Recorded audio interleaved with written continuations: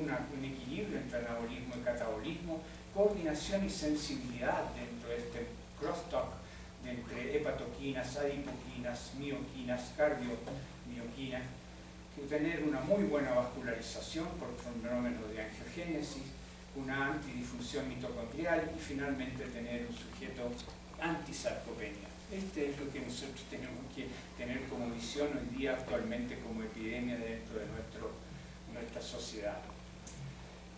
En el año 2000 salió este cuadro modificable del síndrome metabólico, en que el ejercicio regular, la dieta y la reducción de peso son importantes para poder provocar un equilibrio bioquímico dentro de nuestro perfil y que pueda corregir todas estas variables que están viendo ustedes ahí.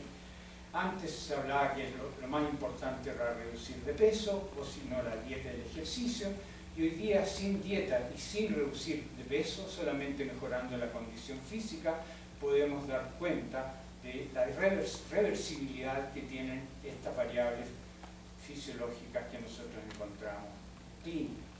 Y eso indudablemente nos lleva a la prevención y revertibilidad de diabetes tipo 2, por ejemplo. ¿Y esto por qué es? Básicamente por el rol endocrino que tiene el músculo, en el cual el músculo, de acuerdo a las intensidades y volúmenes, va a expulsar cierta cantidad de mioquinas que van a tener roles tanto en la modificación de la densidad mineral ósea, como también con brain factor, como también en el tejido adiposo y en la neurogénesis también de nuestro cuerpo. Eso incluso sin dieta y sin bajar de peso. Probablemente que esto potencia los efectos. Entonces este cuadro, que nuevo, nos estamos preocupando de que el sujeto no tenga que trotar ni andar en bicicleta 60 minutos todos los días, como nos dice la OMS o el American College, que para mí está infectado por intereses comerciales, porque con 2 veces por semana nosotros con una buena intensidad de ejercicio podemos lograr esta secreción de interleuquinas y de mioquinas que nos permiten mantener una salud aceptable y sana, no para ir a correr una maratón ni para competir, pero sí para poder mantener una condición saludable de nuestros órganos, como ustedes ven, que están relacionados con el tejido muscular. Y últimamente ha aparecido, ¿no es cierto?, desde el año 22 ya las discusiones muy importantes sobre la utilidad del lactato.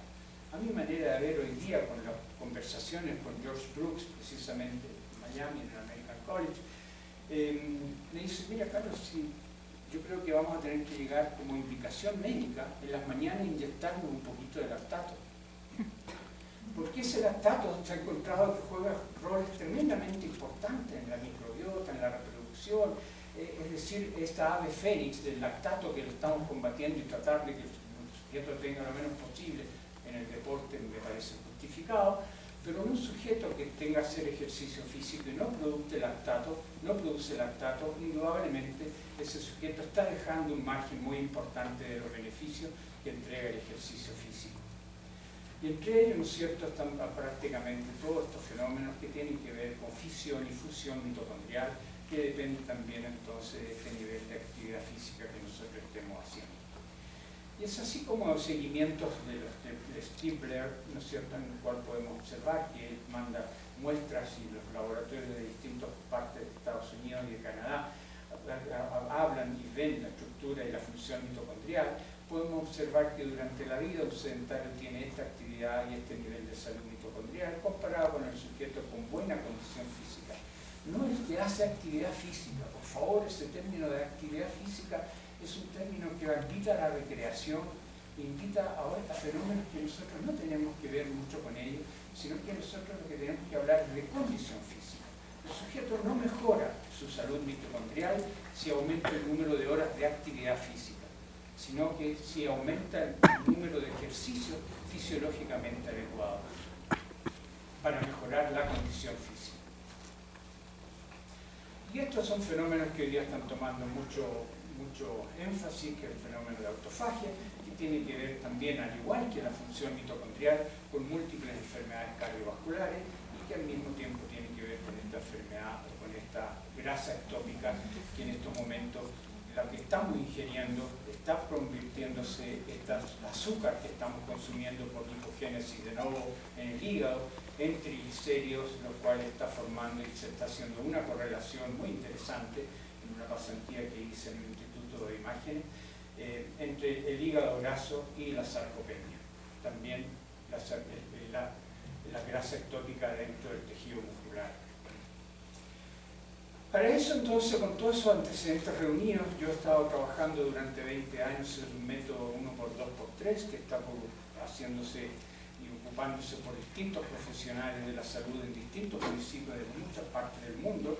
Yo esto lo he presentado en países europeos, en Estados Unidos, en Canadá, y la verdad es que me atrevo a planteárselo a ustedes como un método eficiente en los fenómenos de los factores de riesgo cardiovascular. El método se llama 1x2x3 porque es un minuto de ejercicio, 2 minutos de descanso, 3 series. ¿Cuál es el esquema ante lo que nosotros hemos presentado anteriormente? Que nosotros tenemos que tener un ejercicio para este fin de consumir azúcar intramiocelular, al igual que grasa intramiocelular. De esa forma, al detectar AMPK, el vaciamiento de los depósitos de azúcar y de grasa, AMPK empieza a jugar un rol de regulación metabólica importante y empieza a funcionar el músculo con secreción de interleuquina C y óxido nítrico, PGC1 alfa y los PPAR. Y esto entonces nos permite a nosotros tener también con la ayuda de calmodulina, proteína quinasa, este aumento de los GLUT4 y este aumento de la biogénesis mitocondrial. Y con estos dos fenómenos, dependientes de esta cadena y de estas cascadas de señales, nosotros podemos, como vamos a ver más adelante, tener una eficiente forma de poder combatir estas enfermedades que se resumen en este esquema. Hay un deterioro en la calidad y cantidad del tejido muscular, hay una pérdida de capacidad funcional, no estoy hablando de fuerza, estoy hablando de la capacidad de trabajo del músculo, en términos de número de repeticiones que puede hacer. Al mismo tiempo, entonces, nosotros hacemos con ese diagnóstico una prescripción adecuada del ejercicio y de esa forma disminuimos los factores de riesgo cardiovascular. Y así podemos tener 4 fenómenos esenciales: aumento de la síntesis de proteínas, disminución de los triglicéridos intramiocelulares, aumento del metabolismo basal y disminución de la insulinoresistencia. Desde el año 94 es que hemos estado pudiendo seguir qué le pasa al músculo con una sesión de ejercicio, 2, 3, 4, hasta la 10ª sesión de ejercicio. Y nosotros recibimos al músculo, esto por biopsia muscular en el laboratorio de Claude Bouchard, en el cual podemos observar que el músculo tiene poca irrigación, poco GLUT4, mucha grasa y lípidos y mitocondrias y depósitos de energéticos de glicógeno muy reducidos. A las 2 sesiones de entrenamiento, estos depósitos de glicógeno pueden aumentar hasta un 200 y a un 300%. Las mitocondrias a las 4, 5, 6 sesiones ya muestran una franca recuperación. Esas grasas que están ahí dentro del citoplasma empiezan a reducirse de tamaño y se trasladan a ponerse en contacto con la membrana mitocondrial, provocando así que el sujeto una metabolización de grasas en forma mucho más importante que las de azúcar en estado de reposo y su máximo de trabajo. Al mismo tiempo podemos tener más grasa, pero si está en contacto con la membrana mitocondrial no hay ningún problema. Aumenta la cantidad de población de GLUT4 que se translocan a la membrana, pero no sacamos nada con sacar GLUT4 a la membrana si no tenemos capilares. El ejercicio físico y este tipo de entrenamiento aumenta la vascularización de manera sumamente importante y significativa. ¿La chica está bien?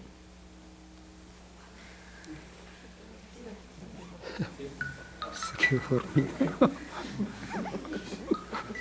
Todo esto, como les digo, está regulado básicamente en este fenómeno de estimulación de AMPK. Los métodos los he ido investigando yo con sujetos experimentales y conmigo mismo. Los trabajos más importantes los realizamos en Clermont-Ferrand, en el laboratorio de la Universidad Claude Bernard, que es un laboratorio de nutrición humana que tiene 8 laboratorios, de los cuales 4 se dedican simplemente al ejercicio. Y aquí tenemos una gota de grasa prácticamente presionando a la membrana mitocondrial con el objeto de poder ser oxidado. Y así podemos observar que una sesión de ejercicio de esta forma, nosotros podemos ver que los niveles de triglicéridos intracelulares en una sola sesión de ejercicio en el músculo disminuyen de manera significativa con resonancia magnética nuclear. Lo mismo pasa en el hígado y lo mismo pasa en el miocardio. Es significativa la reducción de triglicéridos o grasa ectópica con estas sesiones de ejercicio. Es así como hemos tenido reducciones de riesgo cardiovascular en mujeres adultas mediante ejercicio físico de sobrecarga, incluso llegando en 10 sesiones a modificar el perfil lipídico a través del ejercicio físico 1x2x3 en grandes grupos musculares. Nosotros tenemos un esquema, ¿no es cierto?, en el cual vemos cuántas repeticiones puede hacer con un peso que lo fatigue en un minuto y vemos cuántas repeticiones puede hacer en los extensores de brazos, flexores de piernas y extensores de piernas. Y podemos lograr entonces un resultado de que la multiplicación del peso por el número de repeticiones nos permite medir la capacidad funcional del tejido muscular. Y es así como en distintos grupos musculares con este método hemos logrado un aumento del 100% de la capacidad de trabajo de estos diferentes grupos musculares con este tipo de método en solamente 10 sesiones, 2 veces por semana. E incluso los sujetos experimentales con alteraciones metabólicas, con fármacos, y comparados con un grupo control sanos, prácticamente la respuesta del tejido muscular a este método 1x2x3 es muy semejante en ambos. Por lo tanto, enfermo o no enfermo con este método, el ejercicio responde de manera muy semejante. Y esto ha sido apoyado por la literatura desde el año 2011 con los trabajos de Dybala, en que dicen bajo un modelo práctico de bajo volumen, alta intensidad, induce biogénesis mitocondrial. Y ustedes pueden ver todos los cuadros que 2 veces por semana con 8 sesiones podemos tener diferencias importantes en citrato sintetasa, ¿no es cierto?, en PGC1-alfa, en contenido de proteínas, GLUT4, consumo de oxígeno, incluso en niños obesos. Y es decir, estos 600 minutos semanales de ejercicio que nos están indicando las políticas públicas, lo podemos convertir en este tipo de pacientes en 60 minutos semanales, dividido en 2 sesiones de 30 minutos, en los cuales podemos modificar variables como GLUT4, PGC1, MPK, densidad mitocondrial, que tienen que ver con la salud del individuo, no con el rendimiento físico. Y aquí tenemos más trabajos en los cuales muestra claramente que este tipo de trabajo cambia el cociente respiratorio, en que cuando hacemos un trabajo común y corriente en 24 horas gastamos 1800 calorías, mientras que cuando hacemos el intermitente en este método de trabajo gastamos 2400 calorías en 24 horas. Y el cociente respiratorio con el entrenamiento clásico se mantiene en un 50% de azúcar y un 50% de grasa, mientras que cuando hacemos el HIIT después del entrenamiento, 22 horas continuadas de seguimiento, el cociente respiratorio baja a 0.78, lo que indica que no está gastando un 50 y un 50, sino que está gastando un 70% de grasa y solo un 20% de azúcar. Por lo tanto, hay modos prácticos para la población en general que mejoran la función y la biogénesis mitocondrial, donde sabemos claramente que más de 40 enfermedades hoy día tienen relación directa con la función mitocondrial. En Finlandia, en el UKK Institute, trabajamos con personas hasta 82 años de edad, en el cual también pudimos observar otras variables fisiológicas debido a la tecnología que tenía implementado ese laboratorio. Y de esa forma fuimos viendo entonces, tratando de hacer ejercicios que nos puedan permitir alta intensidad en ese grupo muscular, pero sin que aumente la presión y que aumente la frecuencia cardíaca.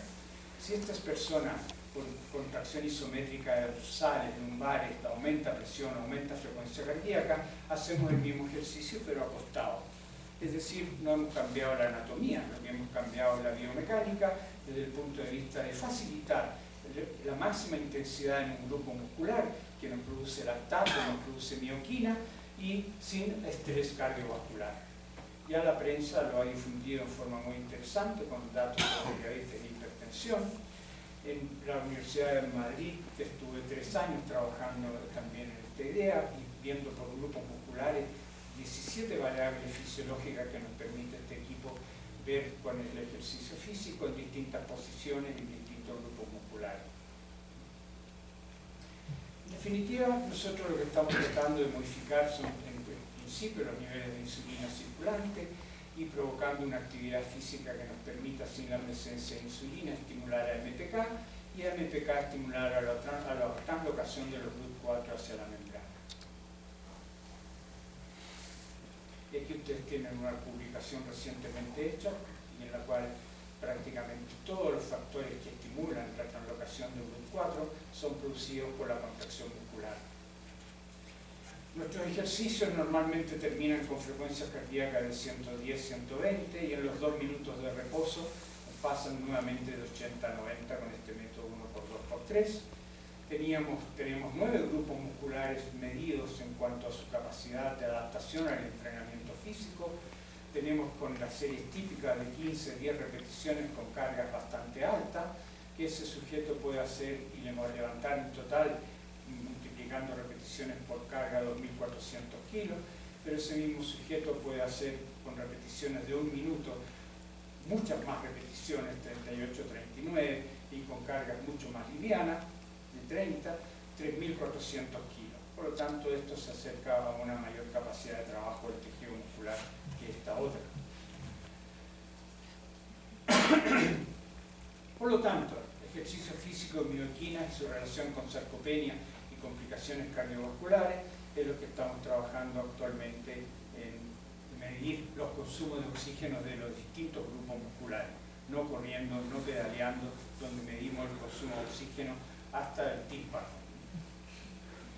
Lo que hay que hacer no son nuevos ejercicios, sino que simplemente eliminar estos ejercicios que nos provocan estrés cardiovascular y cambiarnos por situaciones más cómodas para el paciente, aislando los grupos musculares, provocando entonces una intensidad importante y al mismo tiempo provocando un no estrés cardiovascular.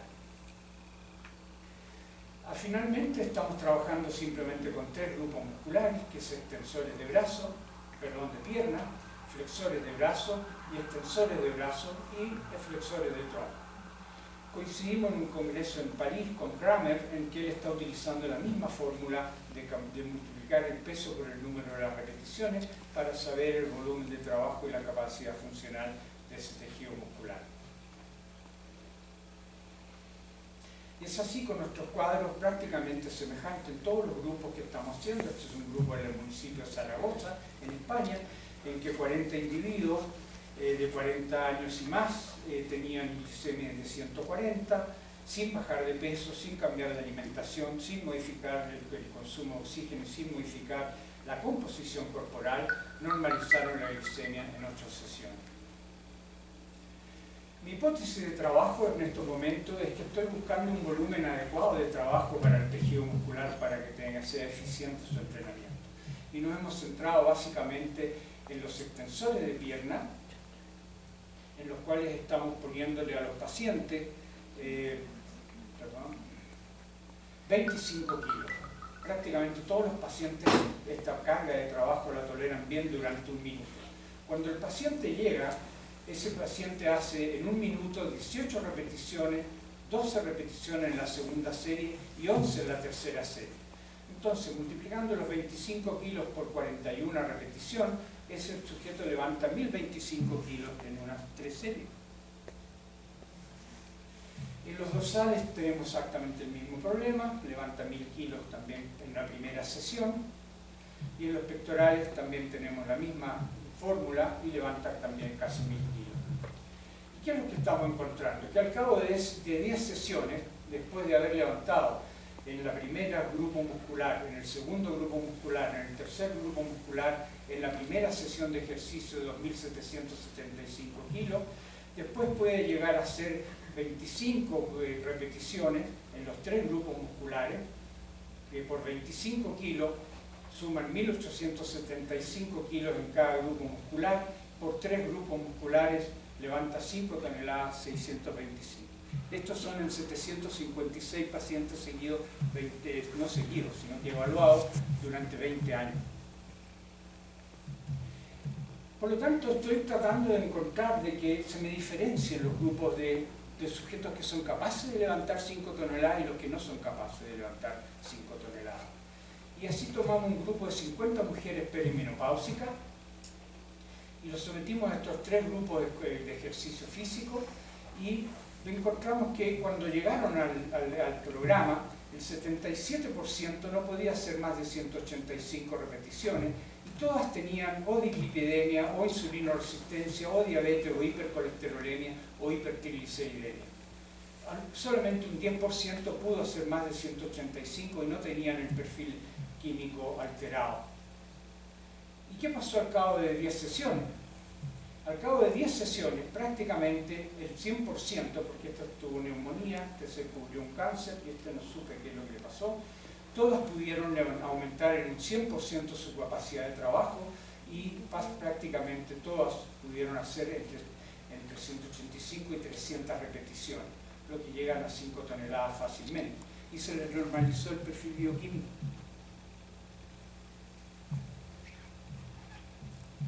Solamente con 3 grupos musculares, 20 minutos 2 veces por semana. Entonces, estimados colegas, el músculo esquelético tiene que ver con una serie de funciones. Mis textos oficiales en los cursos y capacitaciones que dicto en distintos países se basan en estos 2 libros. Hay una guía práctica con todo lo que hemos hablado, con todos los tipos de modelos de ejercicio físico.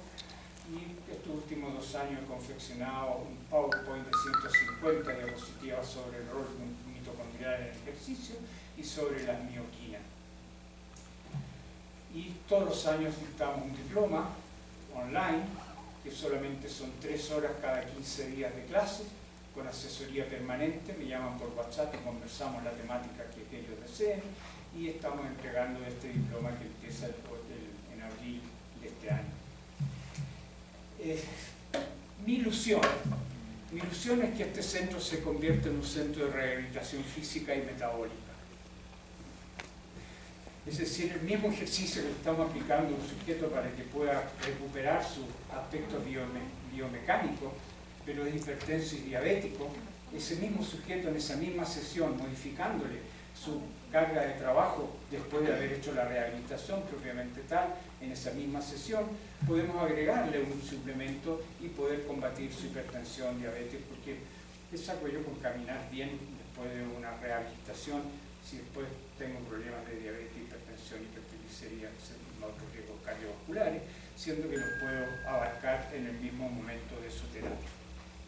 Perdónenme la insolencia, pero es mi ilusión, es mi sueño, y muchas gracias por la atención.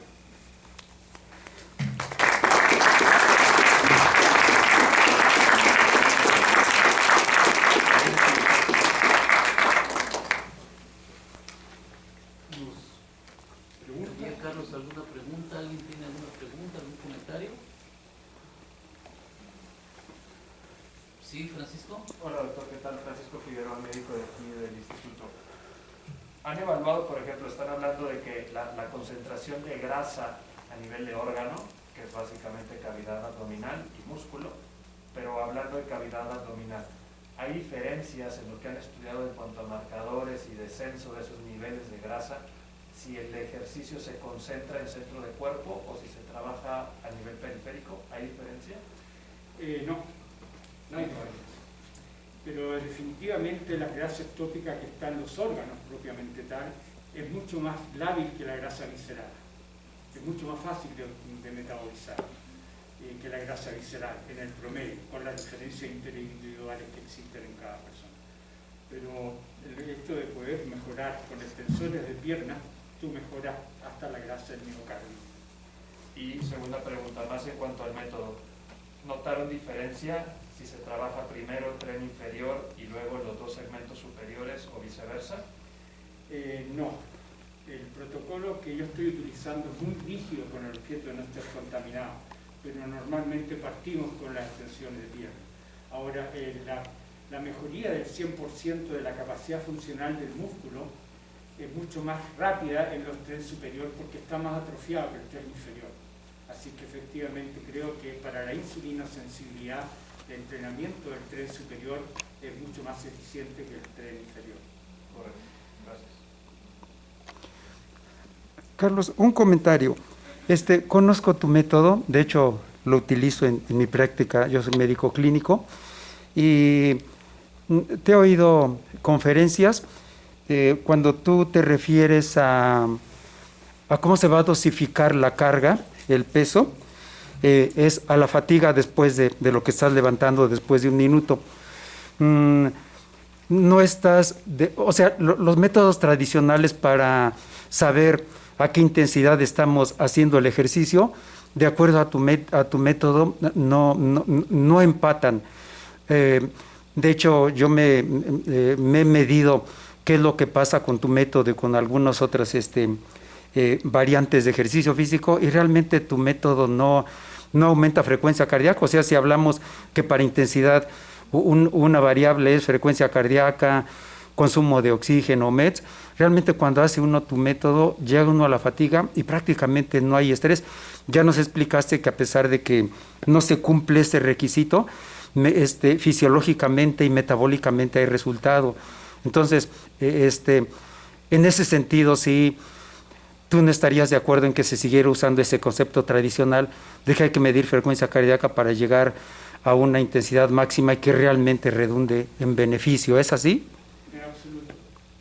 En absoluto. Nosotros chequeamos la frecuencia cardíaca en un test inicial de una carga fija de 100 watts y vemos la velocidad de adaptación, el nivel de tolerancia de acuerdo a la frecuencia cardíaca alcanzada en ese test y la frecuencia cardíaca teórica máxima y la velocidad de recuperación.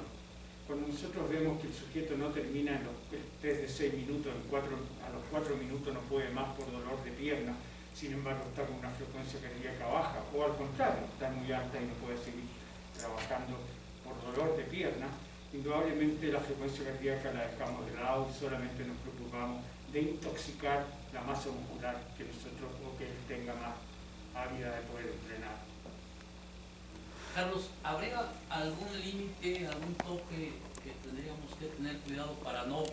Ahorita todo esto está siendo para ser promotor de la expresión tanto exócrina, endócrina y parácrina y autócrina del músculo como el órgano endocrinológico enorme, 60% de nuestro cuerpo a los 30 años, que es, pero llegará un momento en que a lo mejor si no tengo cuidado en algún tope, pueda yo activar sistemas de proteosoma, de caspasa, que al contrario vayan a favorecer no las vías de señalización anabólicas, sino que puedan llegar ya a favorecer vías de señalización catabólicas.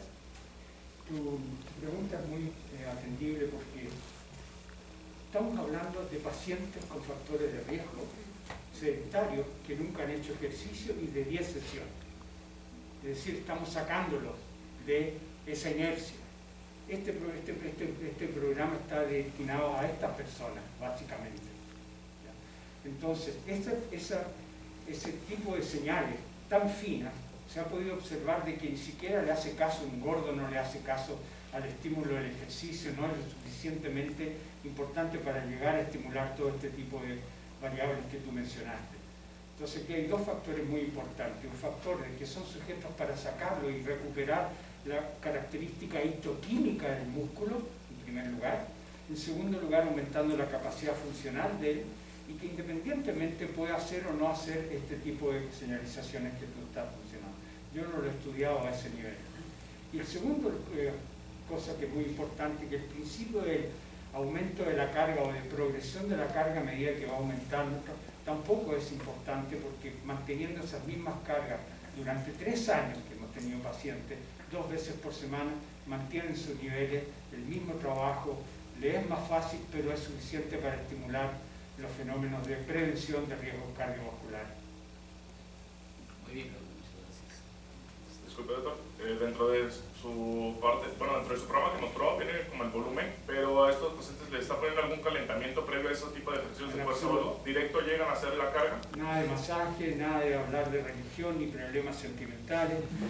No se cambia, no se ducha, no transpira, va 20 minutos y se va, feliz. Okay. Y creo que eso es lo que más adhiere el paciente, que culturalmente tiene un nivel que permite ver objetivamente los resultados de su intervención.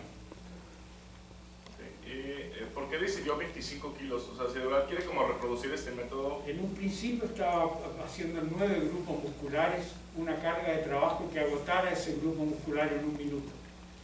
Pero con los años he podido establecer que en esa máquina, en esa posición y en esos grupos musculares que